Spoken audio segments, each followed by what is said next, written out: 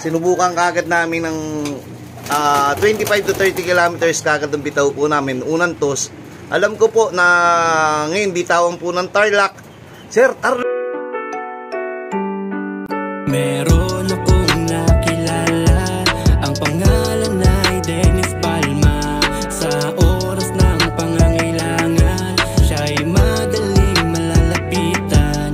Sa mundo ng kalapatiran, ang ibon niya'y maaasahan. Yun, happy Sunday mga kasubis. Tignan nyo po yung mga ibon natin. Naglulugong po yung iban na ito sa leeg at sa may ulo banda na. Pag ang ibon po, bakit nga po ba naglulugon? Tatanungin po natin ating maestro dito. Hindi po alam. Sir, hindi mo po alam. Hindi. Ganito, sir. Mahihain po to. Galing Amerika po to eh. Nasa pa sa lubong ko? Nabasa. Nabasa? Sapatos yun nabasa. Ibig sabihin, drawing lang yun? Laminate. Hindi nakalaminate. Yung sunod laminate mo, yan. Chinecheck po ni ating kaibigan Lloyd. Yan, kita mo, sir, kita mo yung leg niya, no? Lugon. Lugon. Masakit pa katawan, pero hindi yung katawan ng may lugon, di ba? Kasi kung katawan, magtatanggal ng mga balahibo agad eh, pagka hinawakan mo eh.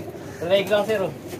Oo, yan leg. Yan, nakakatuwa yan pagka ganyan. Ibig sabihin, dahan-dahan na silang nakukondisyon na. Yan po yung obserbasyon ni Bait mula po nagsimula. Kanya-kanya po tayong obserbasyon, kaya hindi ko po din sinasabing tama to. Kada magaganto po kami, kaya katulad yan, sinubukan kagad namin ng 25 to 30 kilometers kagad ang bitaw po namin. Unang toss. Alam ko po na ngayon bitawan po ng Tarlac. Sir, Tarlac na sila. Layo na. Tayo, unang kembot pa lang, unang bitaw. Ngayon, yung sumalpok po na dumating po natin, late po dumating, ngayon po. Ibubukod muna natin. Tapos itong sila bunso kasi naman talaga yan eh. Yung bakit, Nick? May pangit? Magaling. Ayan, pero ito po kasi talagang pahabol lang to eh. Kaya may marking na dalawa itong magkapatid, mag-nestmate. Tulad po ng dati nilang, sir, alam mo ba lahi niyan? Oo, boss. Ano yan? Yung anak ni Takmak. Hindi yan anak ni Takmak. Ano ba yan? Ano ba? Ayan yung kapatid ng binigay ko sa iyo na may bulutong.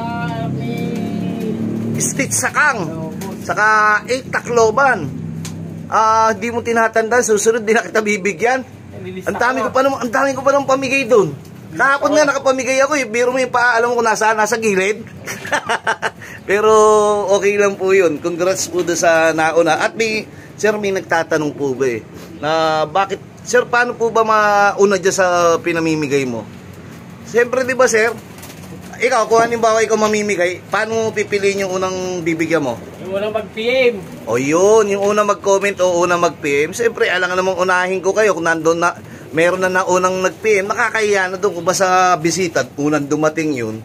Di ba, sir? Pag unang dumating, kasi mo agad. Unang dating, unang bigay, boss. Sir, naalala mo nung nag-birthday si Bait? Oo, boss. Ilan lang ang bisita natin na, yung newbie yung hindi natin kakilala. 3, binigyan natin, boss. Yung bisita, 3, pero 3, tigi isang ibon din yun. Kaya nga po, pagka minsan si Bait, katulad nun, punta po kayo, minsan pinupost ko nga doon sa trending. nga pala, congrats sa mga nanalo sa trending bird, sir. Hindi ko napanood eh. The Flash, wakay. The Flash. Yan mo, patatamahin kita mamaya sa Red Horse. Hindi ako muna. Ayan, pakakawalan po namin muna po to. Pero sabi ko nga po, congrats po doon sa mga nanalo, congrats din po doon sa mga sumuporta. At, sir, naisakatuparan na natin yung para doon sa may heart disease. Bahala na po magpadala yung ano po ng sumuporta sa atin. At dasal po ni Bait yung agarang pagbuti ng kalagayan ng ano. Sir, papakawalan na natin nung kapatid nung isang co-cancer natin na may heart disease. Bakit? Anong, yung lugon? Parang may konti sa lain. Checkin natin, mamaya checkin natin. Kuha ang ballpen para ma-check. Nakulangan po kami ng isa. Yung pinakamaliit pa ditong nawala. Kaya, pinaka-paborito. Kaya ako ng mga paborito eh. Yun po yung paborito namin, yung maliit. Kasi nga, cute. Yung problema, iwasan nyo po magkaroon kayo ng paborito. Talagang lamang sa disgrasya. Lugon din ano mo. Sir, ano mo nga ito? Mamaya ano pa pala, Sunday pa lang pala. Papaligo po tayo. Ito po yung anak ng 6 times Tacloban. Tapos doon sa Jelly Dilemma natin, ang problema dyan yung nestmate niya na kulay puti hindi rin natin hindi na rin natin pinagtagal kasi nga ito nga po sabi ko throwback ba to, kita nyo bata pa po yan, kita nyo bawas ang pakpak, ang tagal na rin dito niya, 3 buwan na lumilipad, hindi naman pumasok, 6 sila. Ayun po labas muna po tayo, saglit po. What's up mga ka-showbiz? Yun salamat. Yun, balik tayo mga ka-showbiz. Bali meron dito mga South team natin yung mga bawas ang pakpak M456. Makikita nyo naman Ayan po yung tinuruan namin. Ayan, si Puti lumipad na. Ayan po yung tinuruan namin. Ito pa isa. Subukan natin bugawin. Tignan natin kung lilipad. Ayan, medyo mga pahabol pa pero wag naman todong bugaw. Kasi lalo na pagka nakalipad na, hayaan na natin. Pero to, nandito yung North team natin. Ayan nagpapakondisyon na tayo o dahan-dahan na tayo nagpapalakas ng ating mga ibon. Siyempre, good luck nga pala. Meron pong mga parating ngayon, last lap, BBCM.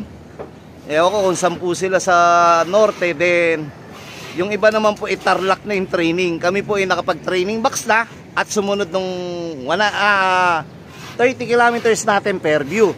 Doon sa ating breeders lap. Mamaya dadalhin uli natin to para makapangalawang toss na tayo. Then, pag bago tayo magkarga sa truck, magbabakuna na tayo. Siyempre, kailangan nating magbakuna. At pagka yung medyo, ito okay naman po sila, goods po lahat dahil naka-maintenance naman po to, hindi na tayo magpupurga. Saka na po tayo magpupurga pagdating na malapit 2 weeks before Derby. Hiwa-hiwalay po yung ibang south natin. Ayun, dumayo pa iba. Pero anong oras na po ba? 7 plus na, dapat may paratingan na. Sa bagay, malayo na Tarlac, siguro mga alas 8, alas 9 na paratingan. Yan po, pero kami nakukontento muna po dito magpalakas. Sabi nga namin, malayo man po yung training na ng iba, tsatsagain na lang namin. Gawa nga po na yung ipon po natin may bata at medyo ginawa natin ng paraan na tawag dito. Kita nyo, pupunta pa yata sa building tong iso. Ginawan po namin ng paraan na tawag dito. Malate muna po. Pero hindi naman todo late. Gawa nga po ng may 2 buwan pa mahigit para sa North team natin. Ang iniisip ko lang po, pagka medyo nalilate po tayo, ito po yung bad side ng late na mag-training. Ang mangyayari po doon sa ibon nyo, pag nagkasakit, mahirap pa kayo humabol. Kasi part na yung nagkakasakit sa truck pero ngayon sabi ko nga hanggat malakas yung ibon po natin, hindi naman basta-basta tatablan to dahil naka-maintenance, pero taon-taon inaabot. Hindi naman po sa hindi lang naman po ako ang inaabot ang mga ibon.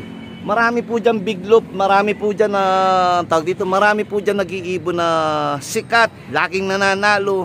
Inaabot pa rin po yan. Nandiyan na po yung adjustment natin for recovery po tayo o yung pakiramdaman, yung observation.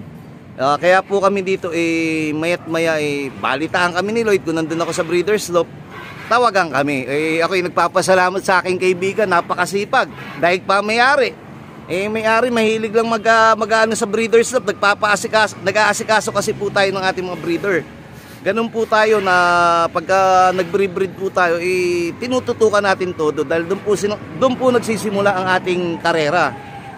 Bakit wala nga pang bitaw yung mga hindi ang tawag dito. Malamang nag-training na yung aking mga kapitbahay, wala nagpapalipad kay Enchong. Tapos yung dito po kay paring Emilio Romero, saka yung dito pa pong isa. Malamang nagpaparatingan sila ngayon o may paratingan sila ngayon. Mamaya po natin ituloy, may bombero, maingay po. Sige po.